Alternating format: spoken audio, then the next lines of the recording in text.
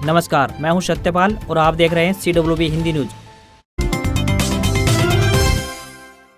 अंतर्राष्ट्रीय व्यापार मेला 14 से दिल्ली में तैयारियों पर ही 3 करोड़ खर्च करेगी हरियाणा सरकार। 27 नवंबर तक चलेगा। भारतीय अंतर्राष्ट्रीय व्यापार मेला 2022 14 नवंबर से नई दिल्ली में शुरू होगा। इस बार हरियाणा मेले में वोकल फॉर लोकल व लोकल टू ग्लोबल थीम के साथ उतरेगा। मेले की तैयारियों के लिए हरियाणा की 32वीं गवर्निंग बॉडी की ओर से 3 करोड़ रुपए की मंजूरी मिल गई है। CS संजीव कौशल ने अधिकारियों को निर्देश जारी किए हैं कि वे 14 नवंबर से शुरू होने वाले भारतीय अंतर्राष्ट्रीय व्यापार मेले में हरियाणा के पेवेलियन को और अधिक आकर्षक एवं रचनात्मक ढंग से तैयार करवाया जाए। मेले की योजना विभिन्न विभागों के साथ मिलकर समयबद्ध तरीके से की जाए। यह मेला 27 नवंबर 2022 तक चलेगा। 20 नवंबर को हरियाणा डे मनाया जाएगा। इससे न केवल प्रदेश के उत्पादों के निर्यात को बढ़ावा मिलेगा, बल्कि हरियाणा के लघु, सूक्ष्म और मध्यम इकाइयों को भी अधिक से अधिक प्रोत्साहन मिलेगा।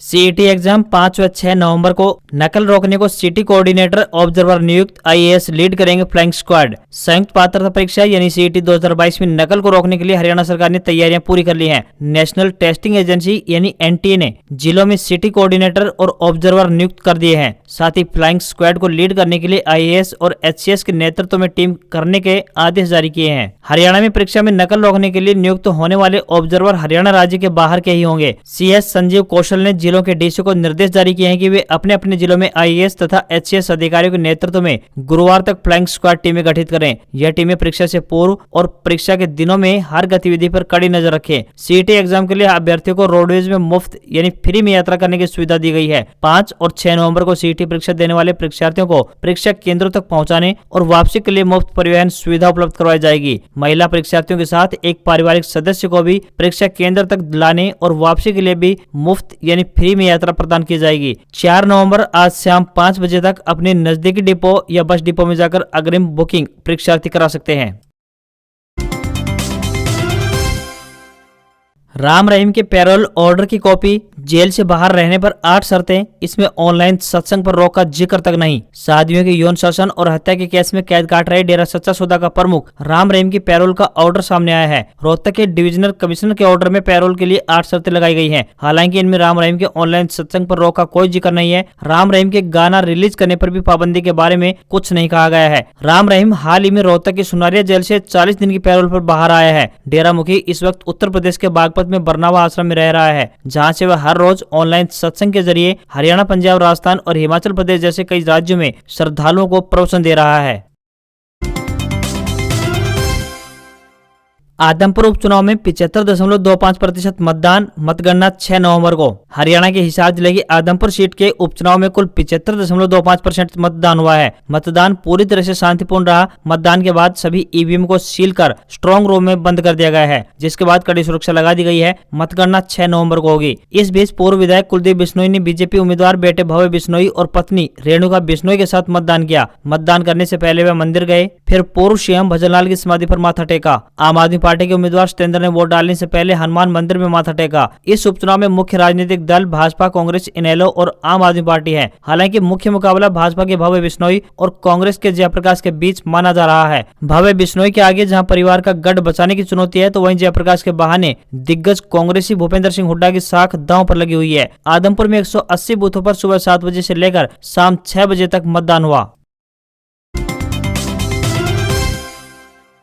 नारनौल से 5 नवंबर को जयपुर के लिए सीधी ट्रेन डहरका बालाजी तक जाएगी। ये रहेगा टाइम टेबल। लोगों में खुशी की लहर। हरियाणा में नारनौल के लोगों को सीधे जयपुर के लिए ट्रेन मिल गई है। 5 नवंबर से यह ट्रेन प्रतिदिन चलेगी। सुबह जयपुर के लिए जाकर शाम को यह वापस आएगी। जयपुर के लिए प्रतिदिन ट्रेन मिलने से लोगों में खुशी की लहर है। अभी ट्रेन का time table Narnaul station master के पास नहीं पहुंचा है। हरियाणा के भिवानी से नारनौल होते हुए जयपुर के डहरका बालाजी तक एक नई ट्रेन मिली है। इस ट्रेन का संचालन 5 नवंबर से प्रारंभ होने वाला है। नॉर्थ वेस्ट रेलवे के अधिकारियों द्वारा जारी पत्र के अनुसार यह ट्रेन सांसद धर्मवीर सिंह, सांसद अरविंद शर्मा व केंद्रीय मंत्री राव इंद्रजीत सिंह तथा जयपुर के सांसद रामचंद्र की रिक्वेस्ट पर चलाई जा रही है। यह ट्रेन प्रतिदिन चलेगी तथा भिवानी से इसके चलने का समय सुबह 5:45 होगा, जो रेवाड़ी 7:40 पर पहुंचेगी तथा डहरका बालाजी जयपुर यह ट्रेन दोपहर 12:15 पर पहुंच जाएगी। इसी प्रकार यह ट्रेन वापस डहरका बालाजी से शाम 3:50 पर चलेगी, जो कि रेवाड़ी रात 8:25 पर पहुंचेगी तथा भिवानी स्टेशन 10:10 पर पहुंच जाएगी। यह ट्रेन चरखी दादरी, कोसली, कुंड, काठवास, अटेली, नारोल, निजामपुर, डावला, नीमका थाना और रिंगस आदि स्टेशनों से होते हुए जयपुर जाएगी। इस ट्रेन में कुल 11 कोच होंगे, जिसमें 2 जनरल व 2 स्लीपर कोच शामिल हैं। सांस लेने लायक नहीं रहा हरियाणा और एनसीआर दिल्ली की आबोहवा, शहर में सबसे खराब हालात। पंजाब, हरियाणा और एनसीआर दिल्ली में मौसम में बदलाव से कोहरा छाया हुआ है और बड़े पैमाने पर पराली जलाने से संपूर्ण इलाके की आबोहवा खतरनाक व अति संवेदनशील श्रेणी में पहुंच गई है। वातावरण में घुलते जहरीले प्रदूषकों के कारण हरियाणा में एनसीआर दिल्ली का वायु गुणवत्ता सूचकांक अत्यंत खराब स्थिति में पहुंच गया है, जिस कारण आमजन की सांस अटकने लगी है और आंखों में जलन व शरीर में चुभन महसूस हो रही है। भारत के उत्तर पूर्वीय क्षेत्रों में पश्चिमी विक्षोभ की वजह से भारी मात्रा में बर्फबारी और हवाओं की दिशा उत्तर पश्चिमी होने से मैदानी राज्य में अब धीरे धीरे तापमान में गिरावट शुरू हो गई है और आने वाले दिनों में लगातार पश्चिमी विक्षोभ एक कड़ी के रूप में सक्रिय होने वाला है। संपूर्ण इलाके सप्ताहांत तक ठंड में अपने तीखे तेवरों से आगाज करेगी। जैसे जैसे ठंड की आहट शुरू होती है, वैसे ही हरियाणा व एनसीआर दिल्ली में वातावरणीय प्रदूषण ने अपना कहर दिखाना शुरू कर दिया है। इस स्थिति से बचने के लिए आमजन के लिए कुछ उपाय बताए गए हैं, जिनमें बाहर निकलते समय मास्क लगाना चाहिए, घरों की खिड़की और दरवाजे सुबह के समय खोलने चाहिए और पूरे दिन बंद रखने चाहिए। बाहर एक्सरसाइज करने से बचें, बूढ़े व्यक्ति और बीमार व्यक्ति बाहर जाने से बचें, जिससे धुंध कोहरा से जनित गंभीर बीमारियों जैसे कि सांस की बीमारियों, त्वचा संबंधी रोग, आंखों के रोग, मानसिक बीमारियों से बचा जा सकता है। हरियाणा में एनसीआर दिल्ली में 6 से 8 नवंबर को मौसम में बदलाव होने की गतिविधियों को दर्ज किया जाएगा। संपूर्ण इलाके में आंशिक बादलवाई और कुछ एक स्थानों पर इस दौरान तेज गति से हवाएं चलने व हल्की बारिश की संभावना व्यक्त की जा रही है। Download CTET admit card update. CTET परीक्षा का एडमिट कार्ड डाउनलोड करने में आ रही है कोई परेशानी तो यहाँ करें संपर्क। नेशनल टेस्टिंग एजेंसी द्वारा आयोजित सीईटी परीक्षा के लिए सभी तैयारियां पूरी कर ली गई हैं। हरियाणा कर्मचारी चयन आयोग यानी HSSC ने सीईटी परीक्षा के लिए एडमिट कार्ड जारी करने का ऑप्शन दे दिया है। अभ्यर्थी एडमिट कार्ड डाउनलोड कर सकते हैं। अगर अभ्यर्थियों को एडमिट कार्ड डाउनलोड करने में कोई परेशानी आ रही है तो वो hcet@nta.ac.in पर मेल करने के साथ साथ हेल्पलाइन नंबर 011 40 75 90 00 व 011 69 22 73 00 पर कॉल कर सकते हैं। हरियाणा के मुख्य सचिव संजीव कौशल ने कहा कि वीरवार से सीईटी के लिए एडमिट कार्ड डाउनलोड हो चुके हैं। अभ्यर्थी हरियाणा एसएससी के आधिकारिक वेबसाइट hssc.gov.in पर जाकर एडमिट कार्ड डाउनलोड कर सकते हैं। उन्होंने कहा कि अभ्यर्थी परीक्षा संबंधी किसी भी प्रकार की समस्या के समाधान के लिए हरियाणा कर्मचारी चयन आयोग के टोल फ्री नंबर 1857 28 997 पर कॉल कर सकते हैं। सीईटी परीक्षा में कुल 100 प्रश्न पूछे जाएंगे, जिनके लिए परीक्षा का समय 100 मिनट निर्धारित किया गया है। हालांकि अभ्यर्थी द्वारा 5वें विकल्प को भरने के लिए अतिरिक्त 5 मिनट भी उपलब्ध कराए गए हैं। इस प्रकार परीक्षा का कुल समय 105 मिनट का होगा। 5 और 6 नवंबर को परीक्षा 2 शिफ्टों में होगी।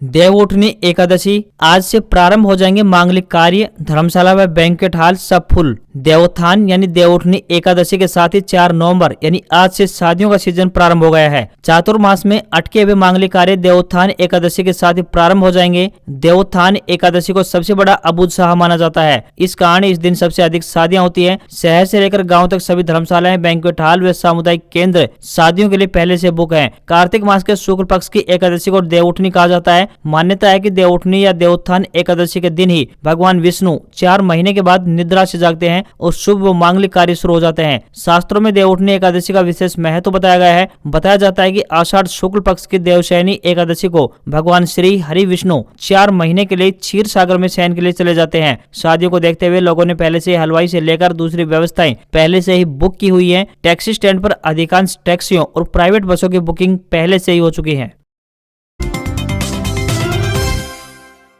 ईपीएफओ ने दिया अपने ग्राहकों को बड़ा तोहफा, 7 करोड़ सब्सक्राइबर के खाते में डाले ब्याज के पैसे। पीएफ खाता धारकों के लिए एक अच्छी खबर सामने आई है। कर्मचारी भविष्य निधि संगठन यानी ईपीएफओ की तरफ से 7 करोड़ सब्सक्राइबर के खाते में ब्याज के पैसे डाले गए हैं। बता दें कि सरकार की तरफ से ईपीएफ अकाउंट होल्डर्स के खाते में वित्त वर्ष 2022 का ब्याज ट्रांसफर किया जा रहा है। अब की बार ग्राहकों को 8.1% की दर से ब्याज दिया जा रहा है। अगर आपके पीएफ अकाउंट में 10 लाख रुपए हैं तो आपको ब्याज के 81,000 रुपए मिलेंगे। अगर आपके पीएफ अकाउंट में 5 लाख रुपए हैं तो आपको ब्याज के रूप में 40,500 रुपए मिलेंगे। यदि आप अपने पीएफ अकाउंट का बैलेंस चेक करना चाहते हैं तो आपको अपने रजिस्टर्ड मोबाइल नंबर से 011 22 90 1406 पर मिस कॉल करनी होगी। इसके बाद ईपीएफओ के मैसेज के जरिए आपको पीएफ अकाउंट की डिटेल मिल जाएगी।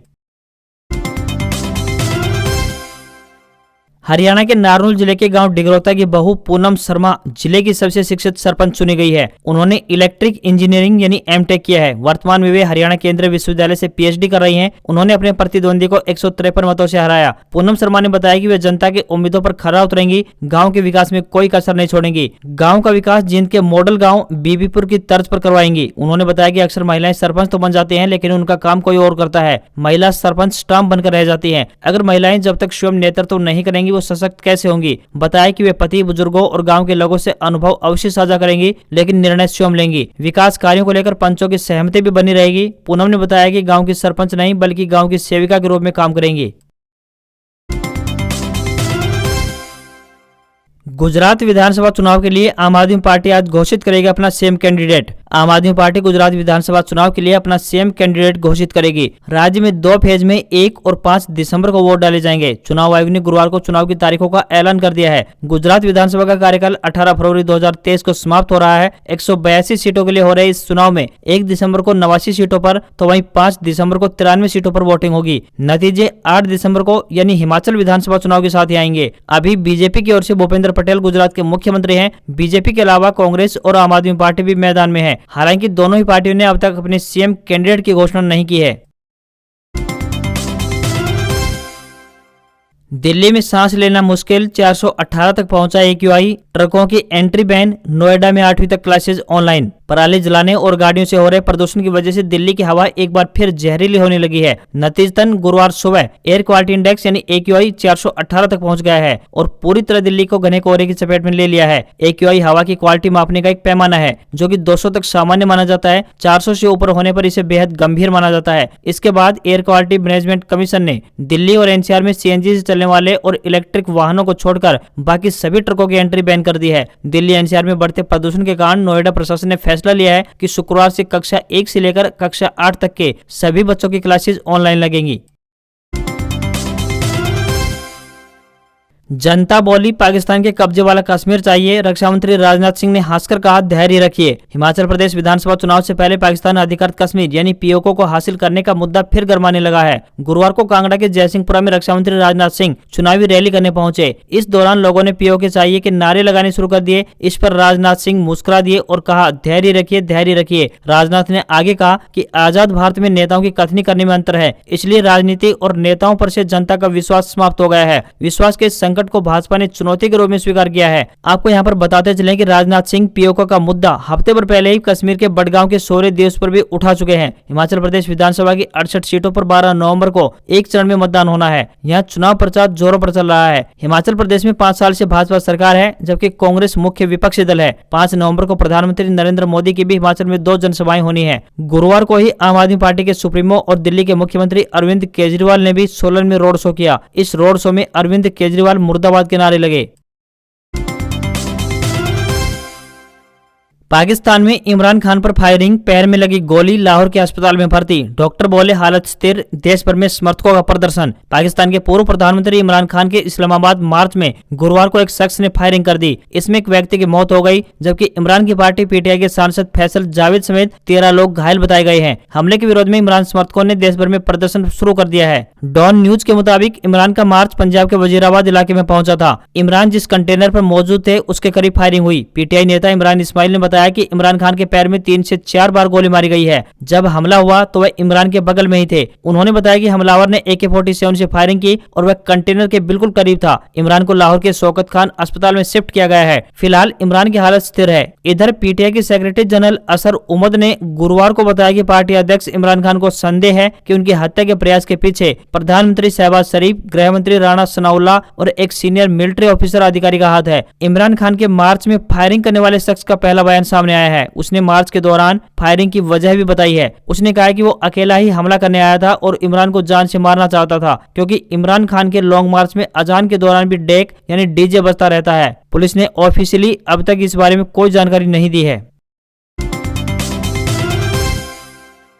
गिरावट में बंद हुआ शेयर बाजार। सेंसेक्स 70 अंक गिरकर 60,836 पर बंद हुआ तो निफ्टी 30 अंक टूटा, लेकिन एसबीआई का शेयर सबसे ज्यादा उछला। वैश्विक बाजारों में कमजोर रुख के बीच भारतीय शेयर बाजार में हफ्ते के चौथे कारोबारी दिन गिरावट देखने को मिली है। सेंसेक्स 70 अंकों की गिरावट के साथ 60,836 के स्तर पर बंद हुआ। निफ्टी की बात करें तो 30 अंक गिरकर 18,052 के स्तर पर पहुंच गया है। सेंसेक्स के 30 में से 14 शेयरों में तेजी दिखाई दी है, वहीं सिर्फ 16 शेयरों में गिरावट देखने को मिली है। वहीं सराफा बाजार की बात करें तो सोने और चांदी में गिरावट देखने को मिली है। 24 कैरेट सोना 50,114 रुपए प्रति 10 ग्राम पर बंद हुआ है। चांदी की बात करें तो ये 57,049 रुपए प्रति किलोग्राम पर पहुंच गई है। उधर रुपया डॉलर के मुकाबले 10 पैसे कमजोर हुआ है और $1 का रेट 82.90 रुपए के स्तर पर पहुंच गया है। आज खबरों में बस इतना ही। देखते रहिए CWB हिंदी न्यूज। नमस्कार।